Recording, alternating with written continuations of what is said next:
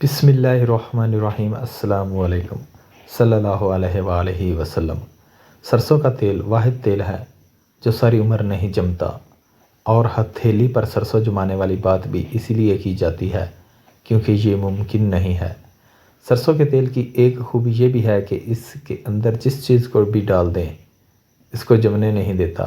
اس کی زندہ مثال اچار ہے۔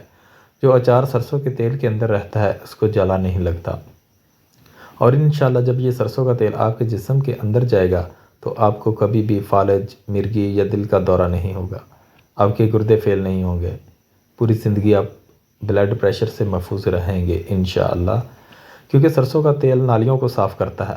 جب نالیاں صاف ہو جائیں گی تو دل کو زور نہیں لگانا پڑے گا۔ سرسوں کے تیل کے فائدے ہی فائدے ہیں۔ ہمارے دیہاتوں میں جب جانور بیمار ہوتے ہیں تو بزرگ کہتے ہیں کہ ان کو سرسوں کا تیل پلائیں۔ آج ہم سب کو بھی سرسوں کے تیل کی ضرورت ہے۔ نمک ہوتا کیا ہے؟ نمک انسان کا کردار بناتا ہے۔ ہم کہتے ہیں بندہ بڑا نمک حلال ہے، یا پھر بندہ بڑا نمک حرام ہے۔ نمک انسان کے کردار کی تعمیر کرتا ہے۔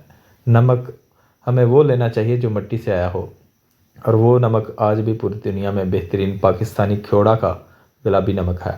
پنک ہمالین نمک $25 کا 90 گرام یعنی 8,000 روپے کا 90 گرام اور 80,000 روپے کا 900 گرام بکتا ہے، اور ہمارے یہاں دستہ 20 روپے کلو ہے۔ بدقسمتی دیکھیں، ہم گھروں میں آیوڈین ملا نمک لاتے ہیں۔ جس نمک نے ہمارا کردار بنانا تھا وہ ہم نے کھانا چھوڑ دیا۔ اس لیے میری آپ سے گزارش ہے کہ ہمیشہ پتھر والا نمک استعمال کریں۔ میٹھا، ہم سب کے دماغ کو چلانے کے لیے میٹھا چاہیے، اور میٹھا اللہ کریم نے مٹی میں رکھا ہے، یعنی گنا اور گڑ۔ ہم نے گڑ چھوڑ کر چینی کھانا شروع کر دی۔ خدا را گڑ استعمال کریں۔ پانی، انسان کے لیے سب سے ضروری چیز ہے پانی، جس کے بغیر انسان کا زندہ رہنا ممکن نہیں۔ پانی بھی ہمیں مٹی سے نکلا ہوا ہی پینا چاہیے۔ پوری دنیا میں آب زمزم سے بہترین پانی کوئی نہیں ہے، اور اس کے بعد زمین کا پانی ہے۔ اس کے بعد مٹی سے نکلنے والی گندم استعمال کریں، لیکن گندم کو کبھی بھی چھان کر استعمال نہ کریں۔ گندم جس حالت میں آتی ہے اسے ویسے ہی استعمال کریں، یعنی سوجی، میدا اور چھان وغیرہ نکالے بغیر، کیونکہ ہمارے آقا کریم حضرت محمد صلی اللہ علیہ وسلم بغیر چھانے آٹا کھاتے تھے۔ تو پھر طے یہ ہوا کہ ہمیں یہ 5 کام کرنے چاہیے: مٹی کے برتن، سرسوں کا تیل، گڑ، پتھر والا نمک، زمین کے اندر والا پانی۔